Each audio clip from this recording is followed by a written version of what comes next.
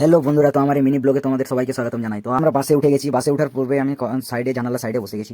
তো সেই মুহূর্তেই কাকু উঠে গেছে আমাদের টিকিট কাটার জন্য, কারণ আমাদের জন্য টিকিটের সুব্যবস্থা করেছে। তো ঠান্ডা ঠান্ডা হাওয়া লাগছিল, তাই আমি কখন ঘুমিয়ে গেছি বুঝতেই পারিনি। ঘুম থেকে উঠে দেখি দাদা আর কিশোর দুজনেই ঘুমিয়ে গেছে। স্টপেজে দাঁড়িয়ে যায় বাসটা। তারপরে চায়ের দোকান দেখতে পেয়ে চা খেতে চলে এলাম। তারপর আমরা হাঁটতে হাঁটতে চলে এলাম বাসের কাছে, কারণ বাস ছেড়ে দিবে।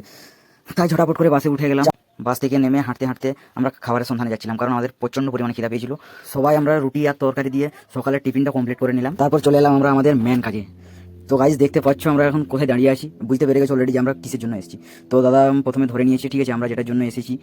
তো দেখে খুবই ভালো লাগছিল, কারণ এটা অনেকদিন দেখে আমি প্রচন্ড এক্সাইটেড হয়েছি, কারণ ভাবতে পারিনি যে এটা নিব বলে।